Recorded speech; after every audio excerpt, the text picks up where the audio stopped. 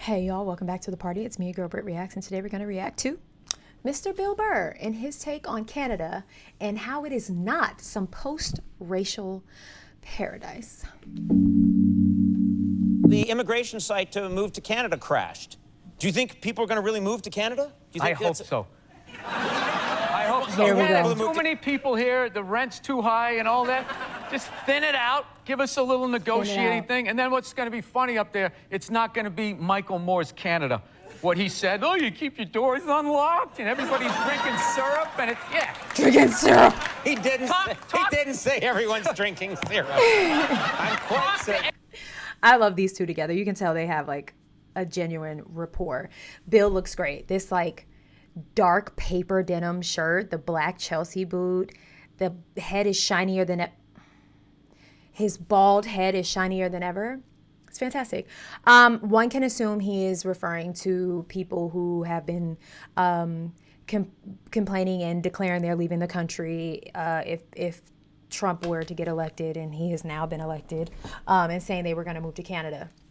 This video came to my attention because recently I did a reaction to, I think his name is Nick Shirley, asking Canadians how they felt about potentially becoming the 51st state in response to what Donald Trump has been saying about it.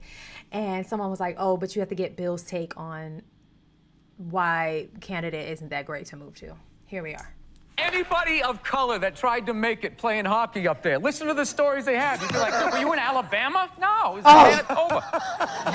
Yeah, those are still white people up there. Yeah. Just because they're on the other side of the invisible line doesn't mean that they're not going to act like white people. Yeah.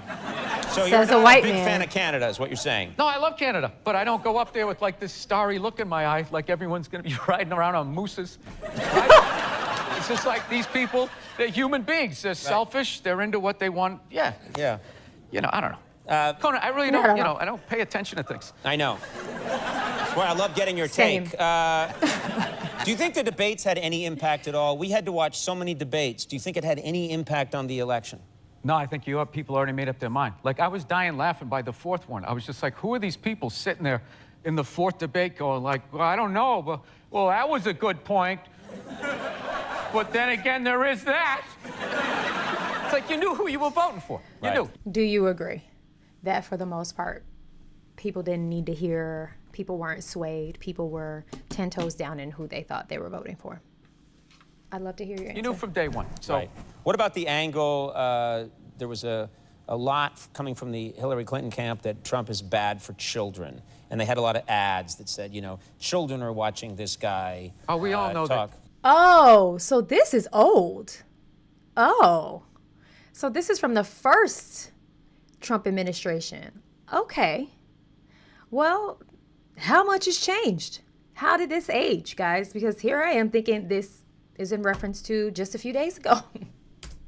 Children 5 and 6 years old are always tuning into the debates. Taking notes. That's what I did when I was a kid. I'll never forget that.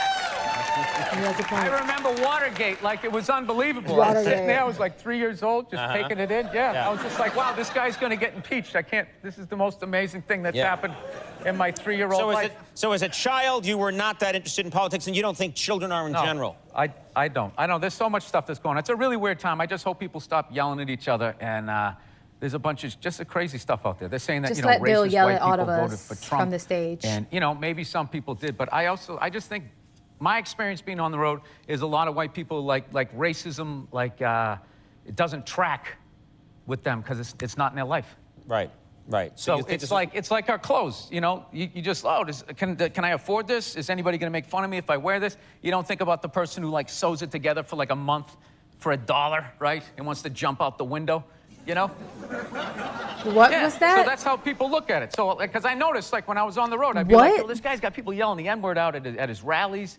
What about that? And, like, white people be like, yeah, well, you know, I'm not about that. You know, I definitely don't condone that. But Hillary, blah, blah, blah, blah, blah. And that's what I learned. It's like people give a about what's going to, like, affect them. So, oh, okay. It's not a fun time. You took me on a little ride right there. But basically, he's saying, like, people don't care about the nitty-gritties, right? Like, the you know, they'd rather be focused on how the president or presidency will change their everyday life than they are worried about someone blurting out the N-word because it's not in their everyday life. Is that what I'm understanding? That took me quite a few seconds to grab onto. It isn't. Again. It's not a... Again, lovely having you here. Not a... what do you want me to do? Wrap it up. It's like... I thought you were going to sing a song. I don't know. Yeah, Sing a I don't know what's song. going to happen. I don't think it's going to be as bad as people are going to say. I hope that all this screaming and yelling is going to stop. And, you know, I hope people step outside themselves a little. I don't know. Yeah. I think they will. I don't know. I tried to give it a little bit of an uptick at the end. You're like, I don't know. I don't know. I love his optimism and his hope, and I think I share in that. I posted a video recently, and I feel like I was singing kind of the same tune. And you want to know what a comment was? Oh, well, I know who you voted for. I unsubscribed. Do you know who I voted for? Because I said I just hope for the good. You saw my ballot? No matter what you say, someone's always going to find offense. Someone's always going to be unhappy. And that is why you have to live for you. I wouldn't always say just live for what's going around in your life, because you'd be surprised how much of what's going on around everywhere can trickle down and affect you. But do what makes you happy. Do what feels good to your soul. And all we can do is hope and pray for the best. Right? All right. This was interesting. Not what I thought it was going to be. Let me know your thoughts on Canada, and go and have the day you deserve.